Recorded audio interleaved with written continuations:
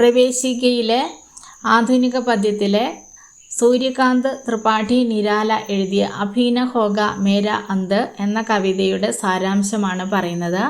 ആദ്യം കവി പരിചയം. 1896 നിരാല ജനിച്ചത്. 1961 അദ്ദേഹം ഇഹലോകവാസം വെടിഞ്ഞു. നിരാല എന്ന വാക്കിൻ്റെ അർത്ഥം വിലക്ഷണമായത്, എല്ലാത്തിൽ നിന്നും ഭിന്നമായത്, അത്ഭുതകരമായത് എന്നൊക്കെയാണ്. നിരാല എന്ന പേരിനെ സാർത്ഥകമാക്കുന്നത് തന്നെയായിരുന്നു നിരാലയുടെ ജീവിതവും. ആധുനിക ഹിന്ദി കവിതയിൽ പല പുതിയ കാര്യങ്ങളും അദ്ദേഹം കൂട്ടിച്ചേർത്തു. അദ്ദേഹം ബഹുമുഖ പ്രതിഭാസമ്പന്നനായ ഒരു എഴുത്തുകാരനായിരുന്നു. പഴയ വൃത്തങ്ങളുടെ ബന്ധനങ്ങളെ പൊട്ടിച്ചെറിഞ്ഞുകൊണ്ട് പുതിയ വൃത്തങ്ങൾ അദ്ദേഹം സൃഷ്ടിച്ചു. ഹിന്ദിയിൽ വൃത്തമില്ലാത്ത കവിതകളുടെ ജന്മദാതാവായിട്ടാണ് അദ്ദേഹം അറിയപ്പെടുന്നത്. ബംഗാളി, സംസ്കൃതം, ഇംഗ്ലീഷ് എന്നീ ഭാഷകളിൽ അദ്ദേഹത്തിന് അഗാധമായ പാണ്ഡിത്യം ഉണ്ടായിരുന്നു. അദ്ദേഹം ഒരു വേദാന്ത പണ്ഡിതൻ കൂടി ആയിരുന്നു. സ്വാമി വിവേകാനന്ദൻ്റെ ചിന്തകൾ അദ്ദേഹത്തിൽ വളരെയേറെ പ്രഭാവം ചെലുത്തി. രവീന്ദ്രനാഥ ടാഗോറിൻ്റെ കവിതകളെ അദ്ദേഹം വളരെ ആഴത്തിൽ പഠിച്ചു. നിരാലയുടെ കവിതകളിൽ ഇതിൻ്റെ സ്പഷ്ടമായ പ്രഭാവം കാണാൻ കഴിയും. പരിമൾ, അനാമിക, ഗീതിക എന്നിവ അദ്ദേഹത്തിൻ്റെ കാവ്യസംഗ്രഹങ്ങളാണ്. സംസ്കൃത ശബ്ദങ്ങൾ ധാരാളം അടങ്ങിയതാണ് അദ്ദേഹത്തിൻ്റെ ഭാഷ. എവിടെയാണോ ചിന്തകൾ ദാർശനികമാവുന്നത് അവിടെ ശൈലിയും ഗാംഭീര്യമുള്ളതായി മാറുന്നു. അദ്ദേഹം എല്ലാ വിഷയങ്ങളിലും എല്ലാ രസങ്ങളിലും രചനകൾ നടത്തി. വീരരസവും കരുണാരസവും ചിത്രീകരിക്കുന്നതിൽ അദ്ദേഹത്തിന് കൂടുതൽ സാഫല്യം ലഭിച്ചു. अभीन होगा मेरा अंत कविता का सारांश. इस कविता के रचयिता സൂര്യകാന്ത് ത്രിപാഠി നിരാല है. ഈ കവിതയുടെ രചയിതാവ് സൂര്യകാന്ത് ത്രിപാഠി നിരാലയാണ്.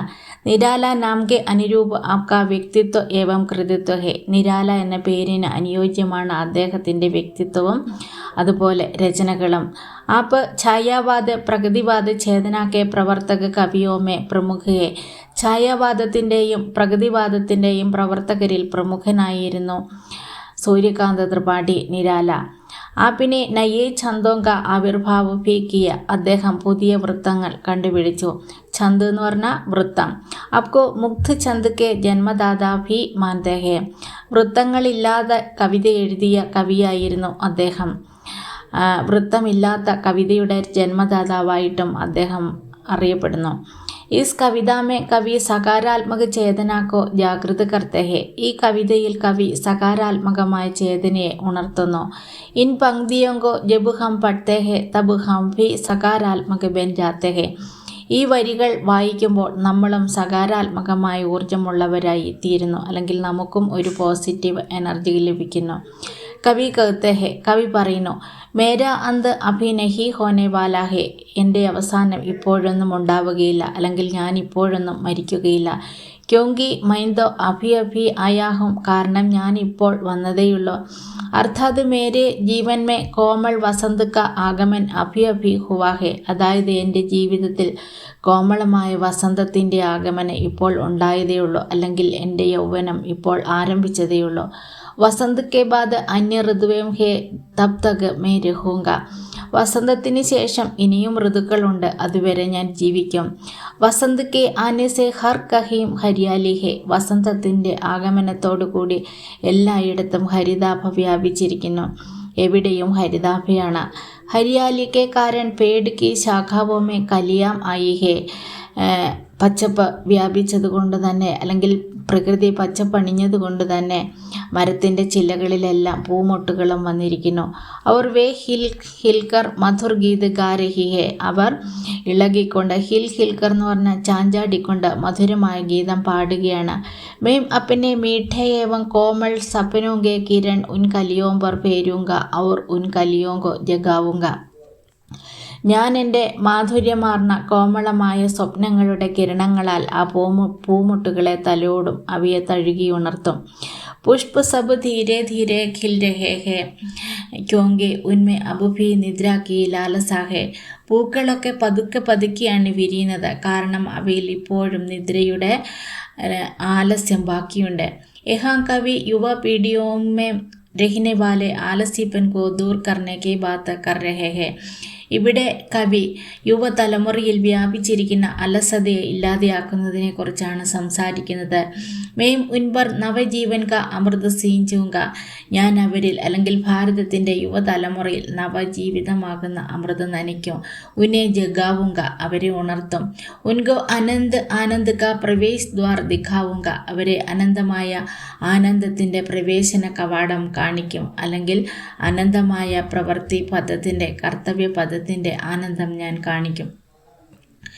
അതഹ യേ സബ് കാ പൂരാ ഹോനെ തക് മേര അന്ത് അഭി നഹി ഹോഗ. അപ്പോൾ കവിക്ക് ഇത്രയും വലിയ കാര്യങ്ങൾ ചെയ്തു തീർക്കാനുണ്ട്. ഇവയൊക്കെ ചെയ്തു തീർക്കുന്നത് വരെ കവി മരിക്കുകയില്ല എന്ന് കവി പറയുന്നു.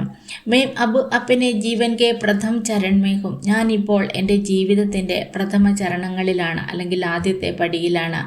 അഭി മേരി മൃത്യു നഹി ഹോഗി, ഇപ്പോൾ എൻ്റെ മരണം ഉണ്ടാവുകയില്ല. കാരണം എനിക്ക് ഒരുപാട് കാര്യങ്ങൾ ചെയ്തു തീർക്കാനുണ്ട്. അവ ഞാൻ ചെയ്യാൻ തുടങ്ങിയതേ ഉള്ളൂ.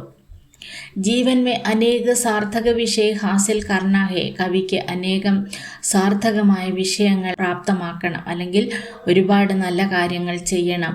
ആകെ മേരാ സാരാ യൗവൻ പടാഹെ, എൻ്റെ യൗവനം മുഴുവൻ മുന്നോട്ടേക്ക് കിടക്കുന്നു. മേരാ മൻ ഉത്സാഹി ബാലക ജൈസ ജൂം രഹാഹെ, എൻ്റെ മനസ്സ് ഒരു ഉത്സാഹിയായ കൊച്ചുകുട്ടിയുടെ മനസ്സ് പോലെ തുള്ളിച്ചാടുകയാണ്, നൃത്തം ചെയ്യുകയാണ്. ഉസ്മേ സ്വർണ്ണ കിരൺ കാ പ്രകാശേ, അതിൽ മനോഹരമായ സ്വർണ്ണ കിരണത്തിൻ്റെ പ്രകാശമുണ്ട്.